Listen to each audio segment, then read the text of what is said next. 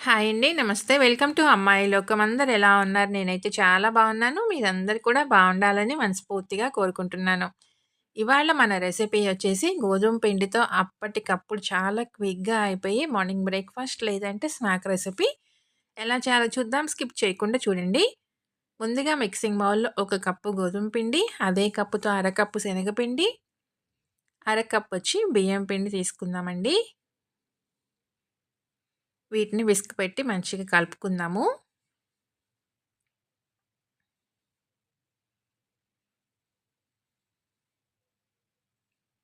రుచికి తగినంత ఉప్పు, ఒక అర టీ స్పూన్ జీలకర్ర, ఒక పావు టీ స్పూన్ వచ్చేసి వాము, మొత్తం మంచిగా కలిపేసుకుందాము.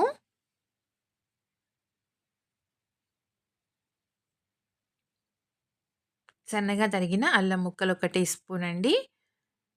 కొంచెం కరివేపాకు, సన్నగా తరిగిన 2 పచ్చిమిర్చి, సన్నగా తరిగిన ఒక పెద్ద ఉల్లిపాయ, క్యాప్సికమ్‌లో సగం తీసుకున్నామండి. దానిలో సన్నగా కట్ చేసుకొని వేసుకున్నాము. తర్వాత ఒక చిన్న టొమాటోని గింజలు తీసేసుకొని సన్నగా తరిగి వేసుకుందాము.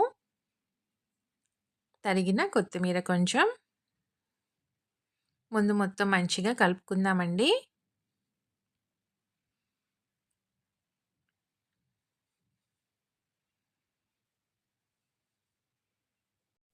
ఇలా కలుపుకున్న తర్వాత ఒక టేబుల్ స్పూన్ నూనె వేసుకుందామండి. దీనివల్ల మంచి క్రిస్పీగా వస్తాయన్నమాట ఈ రెసిపీ. తర్వాత మొత్తం 2 కప్పులు నీళ్ళైతే పడతాయండి. చెక్ చేసుకుంటా కొంచెం కొంచెంగా నీళ్ళు వేసుకుందాం. ఒకేసారి వేసుకోకుండా.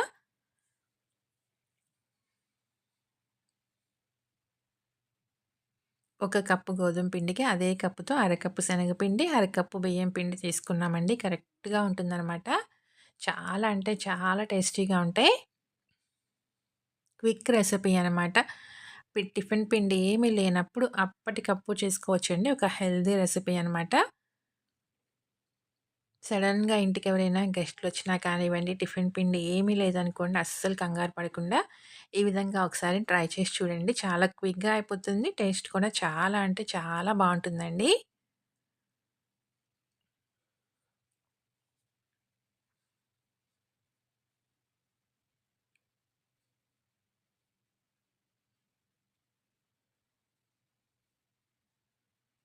ఇలా మొత్తం మంచిగా కలిపేసుకున్నాము.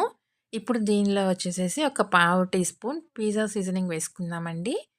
ఇది ఫుల్లీ ఆప్షనల్. టేస్ట్ చాలా బావుంటుంది. వద్దనుకుంటే స్కిప్ చేసేసుకోవచ్చు. ఒకవేళ ఇది లేదనుకోండి మీ దగ్గర పిజ్జా సీజనింగ్, ఒక పావు టీ స్పూన్ చాట్ మసాలా కూడా వేసుకోవచ్చండి. చాలా బావుంటుంది టేస్ట్ దీనిలో. మన పిండయితే రెడీ అయిపోయింది. ఇప్పుడు కడాయి పెట్టుకొని ఒక 2 టేబుల్ స్పూన్లు నూనె వేసుకుందామండి. ఒక గరిట పిండి వేసుకుందాము. దీనిలో కొంచెం పల్చగా స్ప్రెడ్ చేసుకుందాం.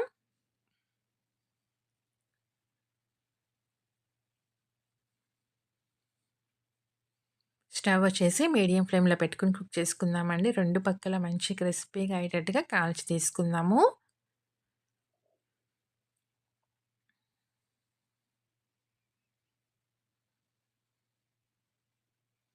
చూసారు కదా ఎంత క్రిస్పీగా వేగిందో. ఇలా క్రిస్పీగా ఉంటేనే దీని టేస్ట్ చాలా బావుంటుందండి. ఇక్కడ మనం తీసుకున్న నూనెలో 2 సార్లుగా వేసుకోవచ్చండి.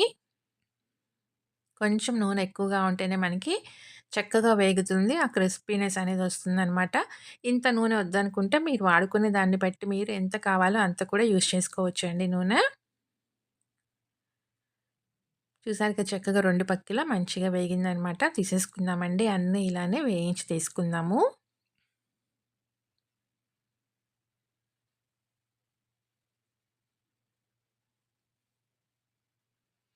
అంతేనండి అయిపోయింది. చాలా క్విక్ రెసిపీ అనమాట. తప్పకుండా మీరు ట్రై చేసి చూడండి. మీకు ఎలా వచ్చిందో కూడా నాకు తప్పనిసరిగా కమెంట్ చేయండి. అలానే వీడియో నచ్చినట్లయితే తప్పకుండా సబ్స్క్రైబ్ చేసుకొని ఒక లైక్ ఇచ్చేయండి. మీ ఫ్రెండ్స్‌కి, ఫ్యామిలీ మెంబర్స్‌కి షేర్ చేయండి. దీనికి చట్నీ కూడా ఏం అక్కర్లేదండి. అలానే తినేయొచ్చు. కావాలంటే కొబ్బరి చట్నీ కానివ్వండి, టొమాటో చట్నీ కానివ్వండి చాలా బావుంటుందనమాట. తప్పకుండా ట్రై చేసి చూడండి.